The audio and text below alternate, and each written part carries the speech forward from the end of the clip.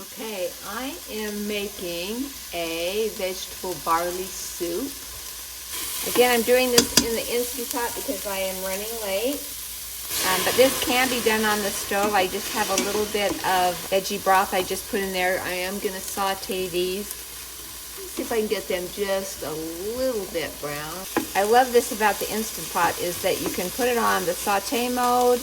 It's all in one, and I can work this.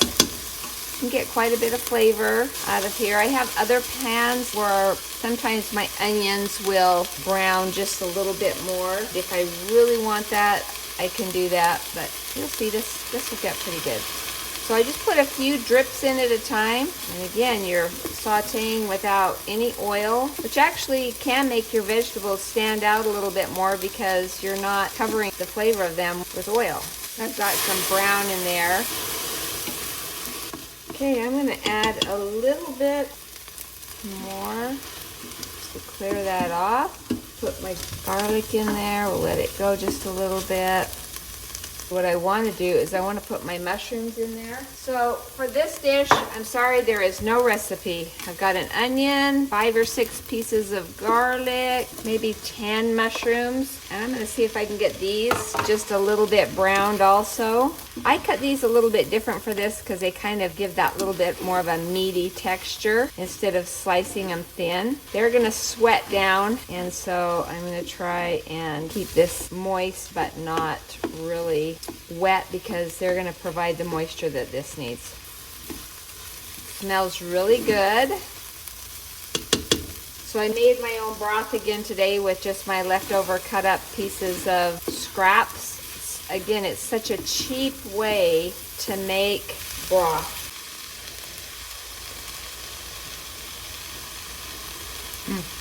Okay, that's looking really good. Those mushrooms are just kind of naturally releasing now their own liquid. I don't really have to put hardly anything in there.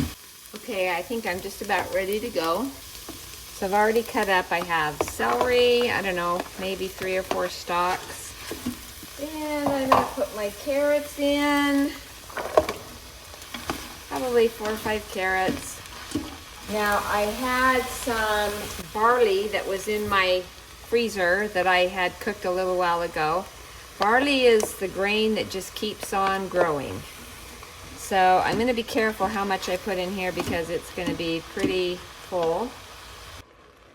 Okay, so I'm going to put in my potatoes.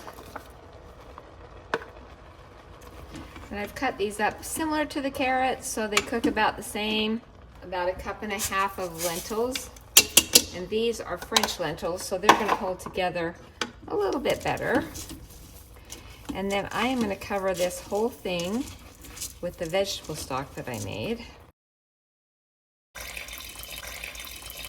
Strain this. I'm going to cover it. I might put just a little bit more. Okay, that's about as full as I can get that pot. Now what I'm going to do, I'm going to put some of the gravy in here that we made from before. This has been in my freezer, so reconstituting it takes a little bit of work, but this will be fine because it's going into here. And I can always add more, but it's going to make this whole thing a little bit creamier than it normally would be.